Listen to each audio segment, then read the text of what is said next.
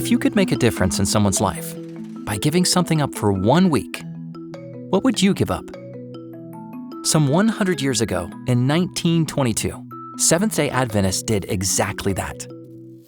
The money used to support missionaries was running out. When the church was nearly forced to call its missionaries home, Adventists stepped up. They accepted the challenge of the mission offering. They gave up something for mission. Children gave their piggy bank savings. Adults gave a week's wages. By giving something up, they kept the missionaries in the field. By giving something up, they kept the church's mission program on track. The annual sacrifice offering helps Global Mission start new groups of believers among unreached people, often in the most challenging places in the world. So challenging, in fact, that Global Mission identifies some of these places only as veiled cities or veiled countries. We do not publicly name these places.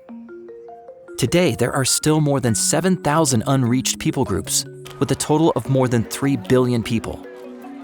Jesus told the parable of the lost sheep. When one sheep was missing, the shepherd went out to search for it. We are told that when Jesus looked at the crowds, he looked at them with compassion because they were like sheep without a shepherd. Today, he still looks at the crowds with compassion. How about us? Can we look out with the same compassion? So what would you give up? That snack from the vending machine, that drink you love, a pizza, those new shoes, that new game, your favorite candy bar, that new toy, that slice of cake, hot chocolate or cold chocolate, those in-app purchases, that nearly irresistible deal of the day. Now, here's the challenge. Let's actually do it. Give up one thing for 1 week. Challenge your friends and family, and give the money to the annual sacrifice offering. You can give online or in church. Simply mark your tithe envelope, Annual Sacrifice Offering.